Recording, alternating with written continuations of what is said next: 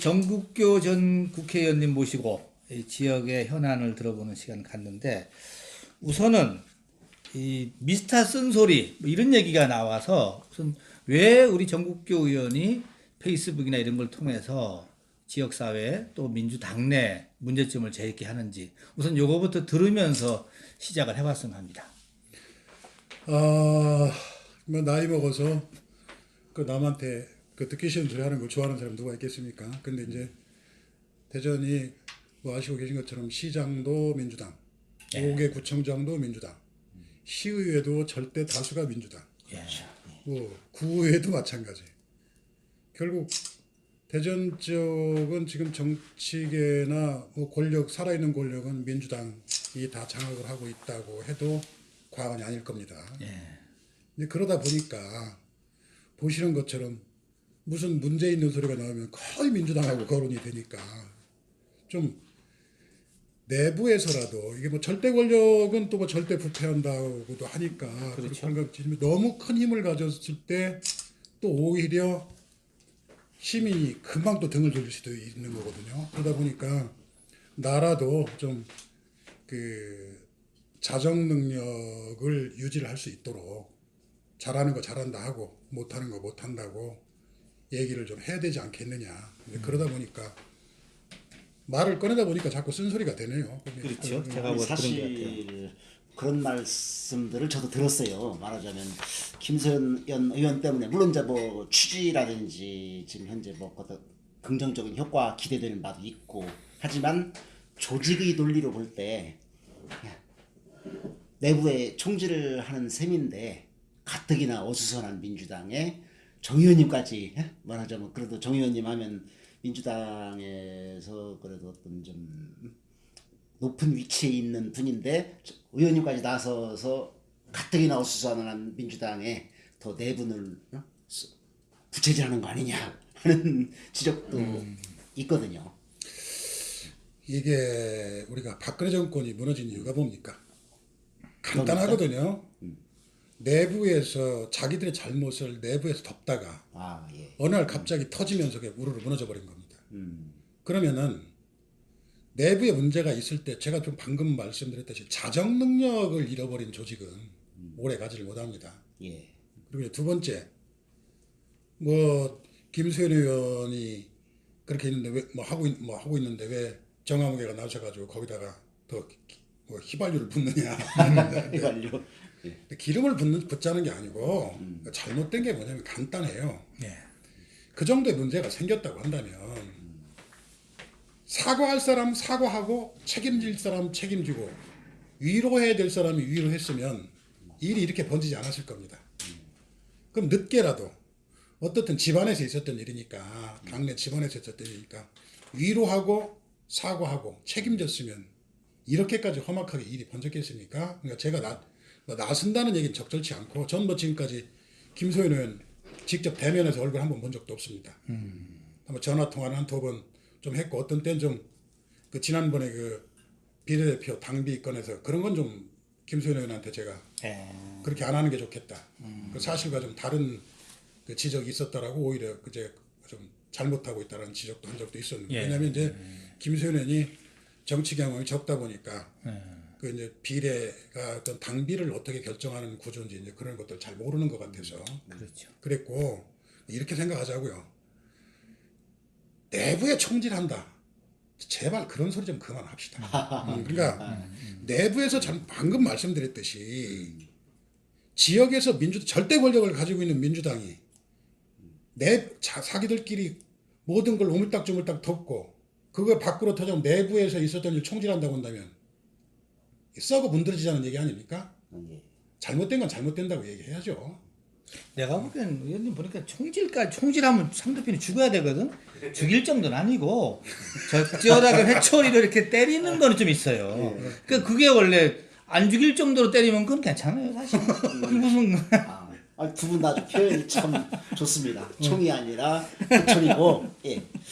그러니까 저도 우리가 잘하자는 거지. 뭐 누구를 뭐 생다리를 걸어서 잡아뜨리자 이런 취지는 아니니까. 그러면 이제 오늘 김소연 의원 전 시의원에 대한 이야기를 좀 하는데 전반적으로 우선 어떻게 보세요? 이번 사건. 방금 말씀드렸듯이 그 우리 뭐 속담에 유명한 얘기 있지 않습니까? 호미로 막을 걸 가래로 막는다. 못 가래로도 막는다. 지금 막지 못하게 이렇게 일이 된 건 예. 그 예컨대 이렇습니다. 김선호 의원 같은 경우는 정치인이기 전에 법조인이에요. 그렇죠. 법조인한테 돈을 요구한 겁니다. 그러면 김소연 의원이 만약에 돈을 내줬다고 한다면 김소연 의원은 정치인은 그만두고 법조인 자격까지 상실하게 됩니다. 그렇죠. 예. 그거를 시민들이 그걸 간과하시는 것 같아요. 마치 야 그거 뭐 선거 사실 정치판에 앞사람 걸 뒷사람이 받으면 일부 인사하고 감사 표시하는 게 그렇죠. 사실은 이 바닥에 미풍양속이라고 합니다. 근데 예, 맞아. 김소연 의원은 법조인이기 때문에 그 미풍양속을 잘못 지키면 그 사람은 법조인의 자격까지 날아갈 입장이었기 때문에 그 사람으로서는 굉장히 심각한 문제였었어요. 제가 볼 때. 예. 말씀드렸듯이 제가 김소연 의원 얼굴 본 적 없습니다만 예. 그러면 김소연 의원의 표현대로 4월 11일 날 예. 뭐 그쪽에 두 친구들이 돈 요구를 한다라는 얘기를 그 박범계 의원한테 4월 11일 날 양쪽이 서로 인정한 바에 의하면 예. 4월 11일 날 자들이 돈 요구를 한다. 막아달라. 했고 예. 했다는 거고 박범계 의원도 들었다는 거 아닙니까? 예. 예. 근데 김소연 의원으로서는 정말 심각한 문제를 가지고 얘기를 한 거고 박범계 의원님은 박범계 의원님 표현대로 긴급하지도 위중하지도 않은 사안이라고 생각했다. 여기서부터 꼬이기 시작한 것 같아요. 그렇죠. 그러니까 김소연 의원은 정말 위중한 문제고 그러니까 막아달라라고 했는데 한쪽은 위중하지도 않고 긴급하지도 않았다. 그러니까 서로 간에 동일한 사안에서 예, 그렇죠. 판단에서 심각한 미스매치가 있었던 것 같아요. 근데 이제 객관적으로 선거에서 절대 하지 말아야 될 일이 뭐냐면 돈 주고 받는 일입니다. 이건 심각한 사안이고 위중한 사안이에요. 그 부분을 심각하지도 않고 위중하게 판단하지 않았다라고 한다면 그 인식에는 좀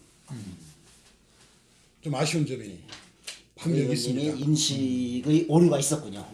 좀 아쉬운 점이 있었지 않나 예, 싶습니다. 예, 근데 그 페이스북을 제가 좀 요번에 이거 이제 오신다 그래갖고 쭉 살펴보니까는 여러 가지 김소연 의원에 대해서 몇 가지 썼어요. 썼는데 김소연 의원의 그 행동에 대해서는 용기 있다. 큰 흐름상으로. 그리고 누구 방차석 의원에 대해서는 안타깝다. 이렇게 표현하면서 그 마지막 줄에 침묵하지 않겠다. 네. 뭔가가 있어 보여 느낌이. 침묵하지 않았잖아요. 제가 기자 간담회 했잖아요. 그런 의미. 근데 뭐난 또 숨겨놓은 것도 있으신 줄 알고. 그게 무슨 뭐 나이가 이만큼쯤 돼가지고 정치 이만큼 했는데 뭘 숨겨놓고 감춰놓고 그런 걸 하겠습니까? 그런데 이제 이런 거죠. 김수현 의원이 사실 이걸 폭로를 했을 때부터 뭐 섣부른 판단일지 모르겠지만은 김수현 의원은 민주당에서 정치하기는 힘들 겁니다. 앞으로. 그렇죠. 예. 예. 냉정하게. 민주당 해초리를 너무 많이 들어서 그런가요?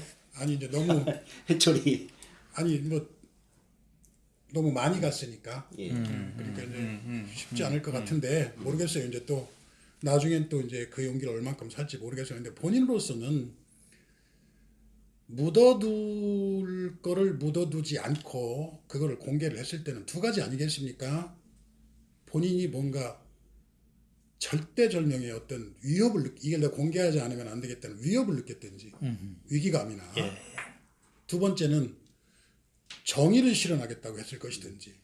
근데 이제 두 가지 경우에 공포를 이기려고 공개를 하고 달려드는 것도 용기라고 봤고 정의를 실현해야 되겠다는 마음을 먹었다고 한다면 그것도 용기라고 봤던 겁니다.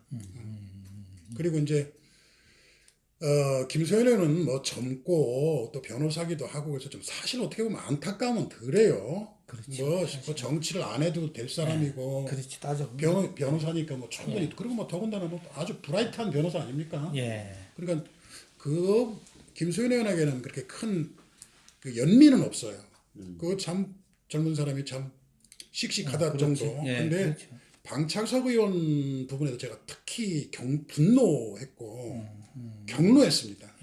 왜 그렇습니까? 예, 저보다 한 살 많으시더라고요. 예. 근데 그분이 그 시의원 사퇴를 하겠다고 검찰에 출두하기 전에 사퇴를 하겠다고 해서 누가 좀 구의원 사퇴한다고 예, 나왔었지. 구의원. 그래서 이제 얘기 누가 좀 나왔죠. 말려달라고 그래서 예, 맞아. 그렇죠. 전화를 한번 드렸더니 예.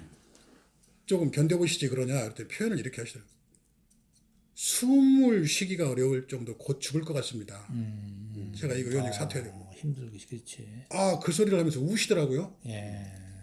근데 이제 제가 그분이 살아온 역정을 인생 역정을 좀 들었어요. 예. 근데 나이 10살 봉사활동도 많이 하셨고. 아, 봉사활동은 뭐 그렇다고 한 거 치지만 나이 10살 때 부모님이 뭐 돌아가시기도 하고 한 분은 뭐 집 나가셔가지고 그 어디 저 친척집에서 방 한 칸 얻어가지고 그 동생들 10살짜리가 동생들 셋을 걷어먹이면서 공장 다니고 어디 과일 행사해가지고 상상 한번 해보십시오.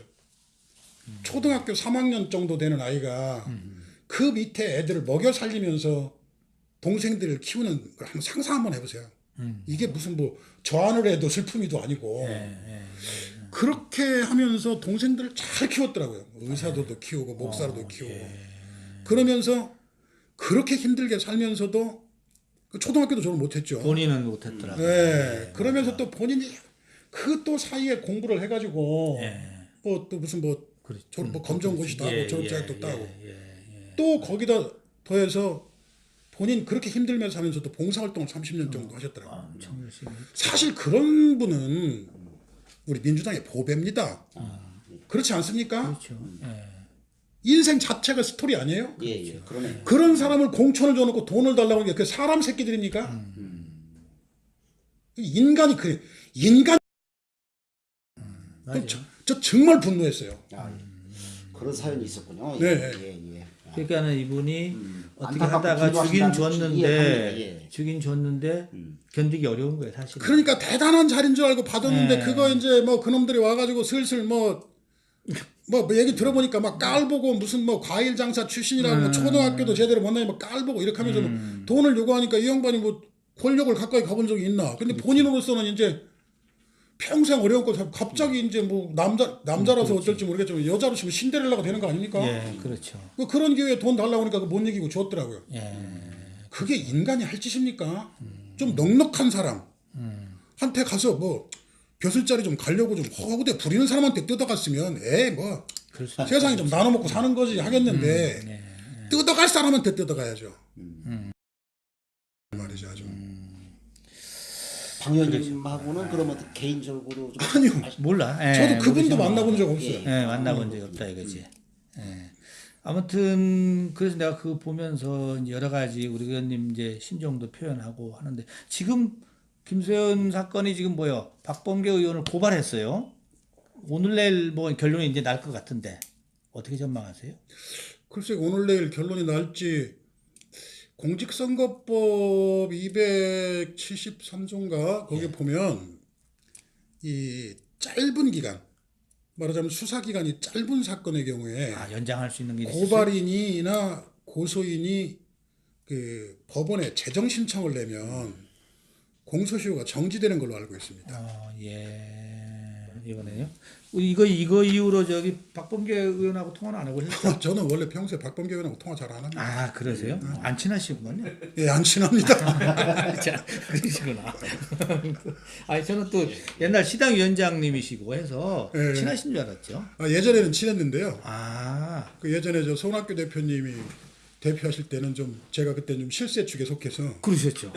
그때는 좀 친했는데 지금은 제가 실세가 아니고 허세라서